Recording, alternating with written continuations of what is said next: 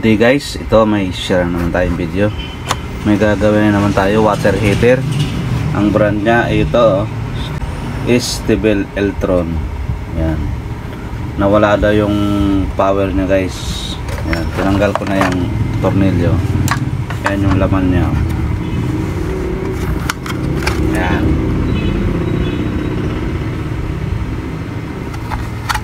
So plug in na natin. Sundan muna natin tong magnetic switch ito. Sundan natin, ayan yan. Tanggalin muna natin. Tanggalin muna natin to. I-short na lang natin muna yan. Yung dalawa na yan. Pagdikitin lang natin yung ganyan. Kasi wala tayong tubig. Magsuswitch kasi yan pag may pressure ng tubig. So wala tayong tubig. Plug in natin. Tingnan natin, short natin to. Yung dalawa na yan. Walang ilaw nga Ito yung light indicator niyan. Wala So wala nga talagang power. Ayan. Wala Unplug natin. So pag may ganitong thermostat or thermodisc na ginamit, lalo na mayroon siyang reset. So ito may tester tayo. Ayan, continuity, naka times 10 yan. Testerin natin tong wala nga yung thermostat nya, thermodisc. Yan, wala nga So mayroon yan guys, reset. Ayan yung gitna. Yan, pindutin natin yan guys. Tutok ko na lang muna to. Ayan, pindutin natin tong reset sa gitna, yung itim. Tingnan natin kung mag-switch. Tingnan natin yung tester. Ayun, pumalo na ayun na. So mayroon na siyang continuity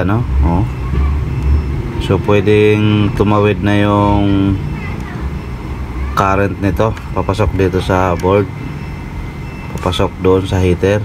Ayan na. Okay. So i-try na natin. Plug in na natin. Yan.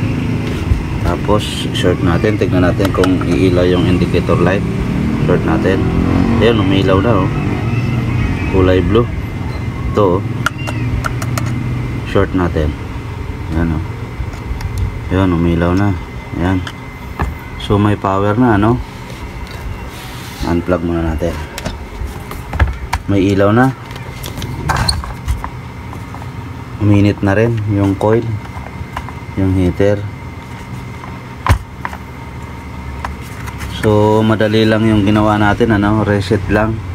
Pero mayroong yun guys, ang tanong kasi bakit sa shutdown ito, hindi nakakabalik sa normally on. Yan. Bakit siya hindi nakakabalik? Ngayon ititesting natin guys. Kakabit natin doon sa sa hose. Pag hindi pa rin siya nakabalik, may next step tayong gagawin. So i-try muna natin. Kabit muna natin sa hose. Try na natin. Mayroon tayong tubig. Ayan. Buksan natin. Ayan. Umilaw na. Open natin yung tubig. Ayan.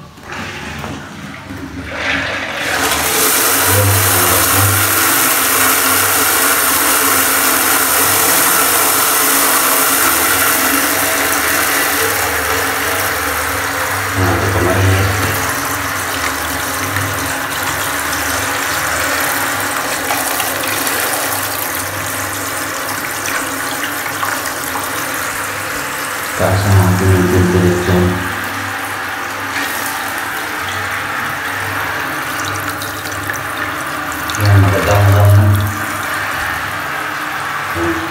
Subukan natin patayin tubig. Tingnan natin kung mag-o-off. Switch off siya.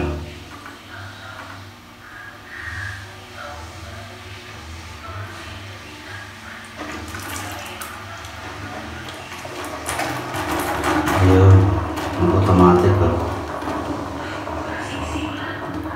Namatay.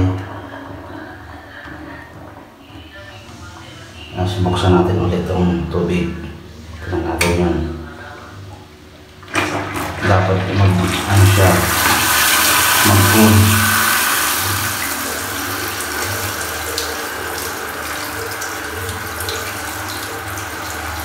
Yan, malakas yung tubig natin.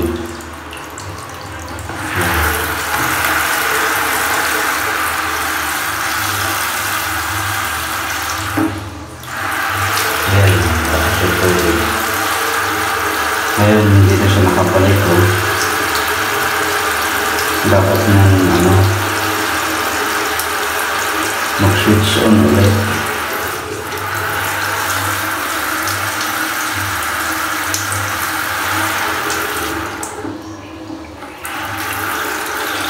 Ayan, malamig ng tubig yun. Malamig na yung buga ng tubig. Ayan, malamig na ba? Dapat yung mag-iinit ulit.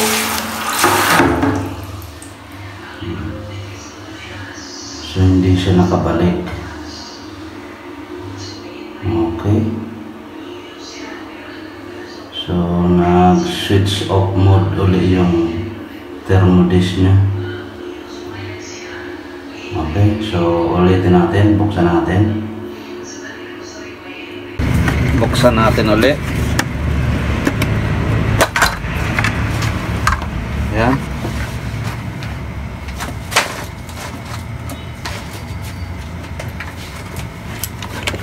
Testerin natin yung yung thermodish. Ayan, naka-ohms tayo. Check natin yung thermodish. Ayun, wala nga oh. Hindi nga siya hindi siya na switch on. So ito yung gagawin natin nan guys. Napansin nyo itong thermodish nya, ayan oh, dikit na dikit dito sa heater. Ayan oh. Ayan, yung thermodish na yan. Ang gagawin natin yan, i-re-adjust natin yan. Iaangat natin konti dyan dito sa body, sa heater. Ayan. So ang gagawin ko dito, lalagyan ko na lang ng washer. Ito. Lagyan ko siya ng washer dyan para medyo umangat yun. Yung body ng thermodish doon sa heater. So tignan mo. So panoorin nyo guys. Tanggalin natin itong kabila. Kasi sa katagalan nito guys, nag-i-expand din yung itong heater coil. So ito kasing thermodish na to, napaka liit lang ng clearance nito para maglaro yung yung on and off nya. Yan, tanggal na natin yung tornilyo itong washer, tanggalin muna natin. Tapos iangat natin ito ng konti. Itong sa thermodish, ayan ganyan angat natin ng konting ganyan ayan so lalagyan natin ng washer dyan. So tamang tama lang din guys na ang clearance, wag naman masyadong angat kasi baka hindi na masense yung init dito sa heater coil. Okay,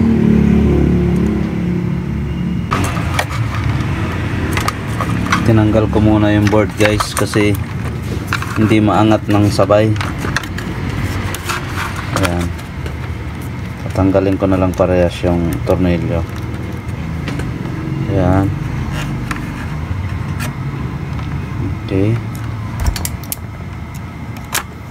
dito tayo maglalagay ng washer.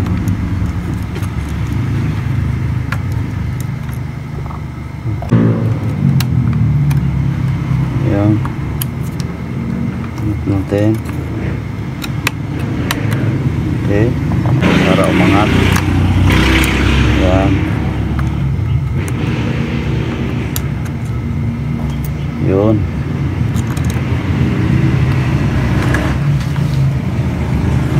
Doon sa kabila, lagyan na rin natin para pantay. Dito sa kabila. Dito. Yan. Balik na natin. Yan. Tapos doon sa kabila.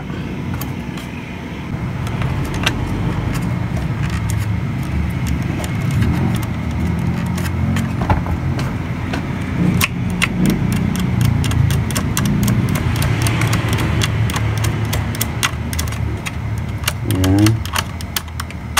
Higpitan na natin. Tamang higpit lang din.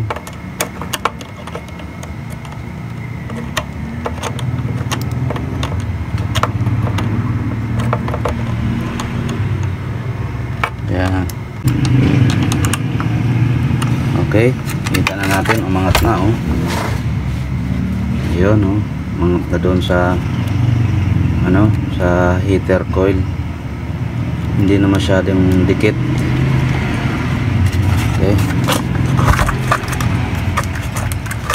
Balik na natin.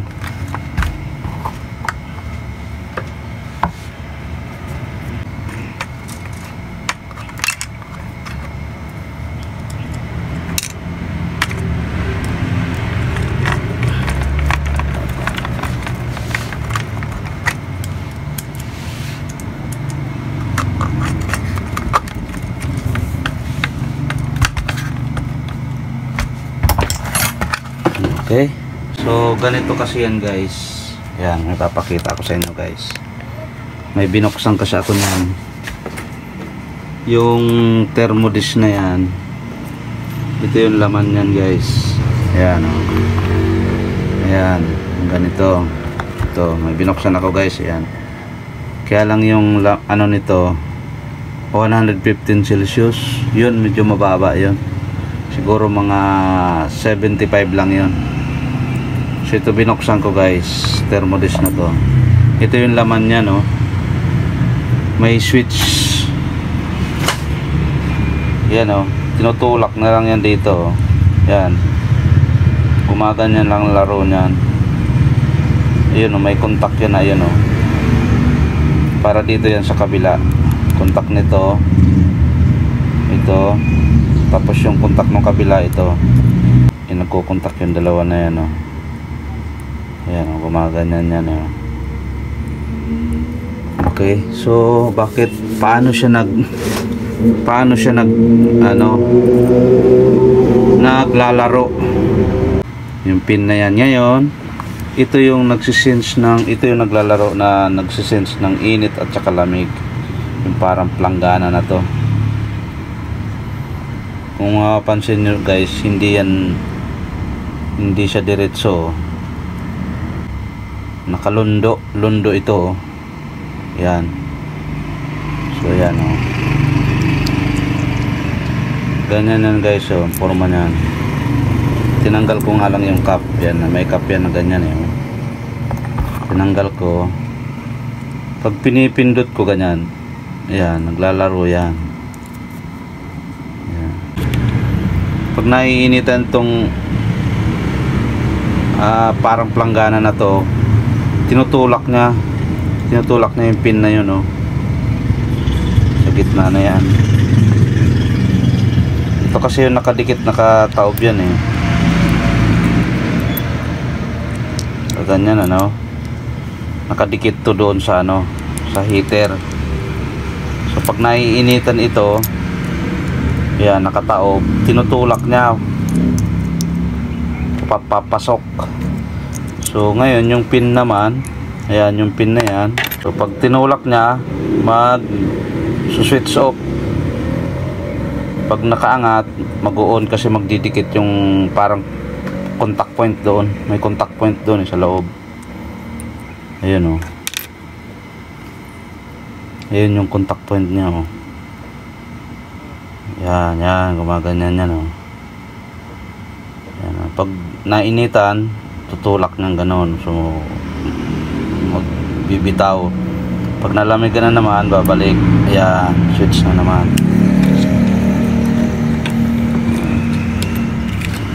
So, ito yung ano niyan. Ito yung nagpapagalaw niyan. Naglalaro. Ayan o.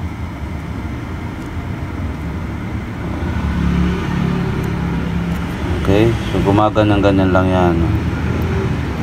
Naiinitan. So, siguro kaya ako inadjust dahil ito kasing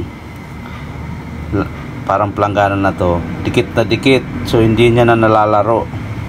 Ipit na yung ano, yung pin.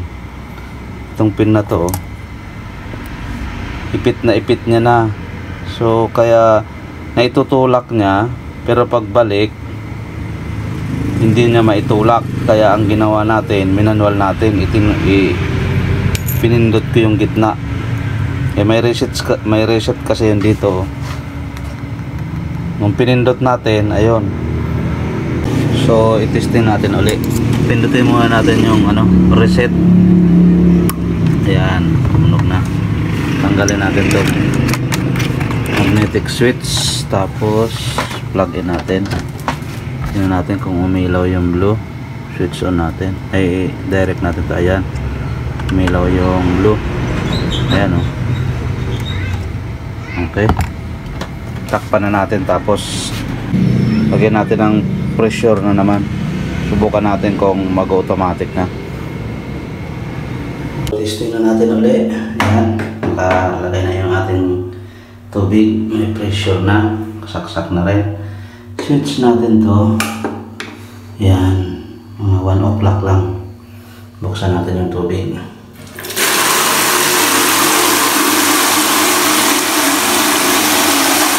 Tignan natin.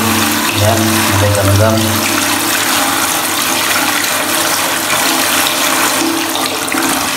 Yan. Okay, patay natin sa tubig. Tingnan natin kung mamamatay. Dapat mag-off yan. Mamatay yung ilaw.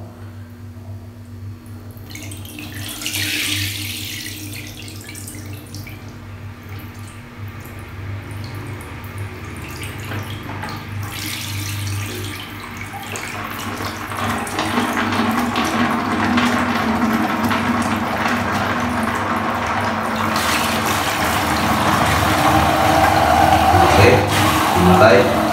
Ibig sabihin na since no thermodis yung init ng heater coil, so nag-switch off yung thermodis. And buksan natin ang tubig, palamigin natin yung heater coil. Pasukin natin ang tubig. Dapat pag lumamig yung heater coil, mag-switch on siya rin para automatic.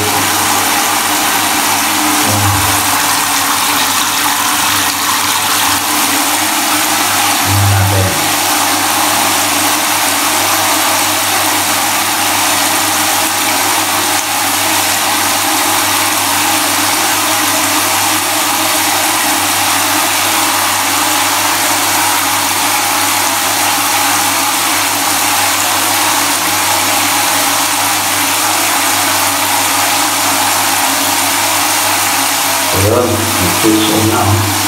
Automatic na siya. So, maligamgam na naman yung tubig. Ayan.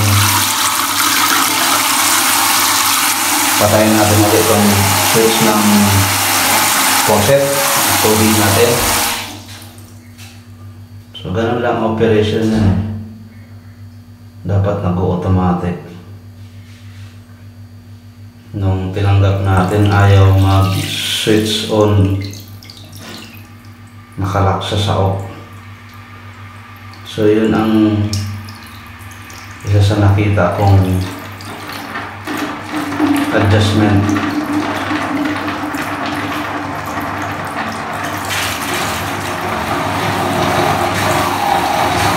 Well, matay na naman, no? Buksan natin ang tubig. Palamigin natin yung filter coil. So, siyempre mainit ito. Ayan. Sakto lang pang-ligo. Tignan natin kung automatic ulit.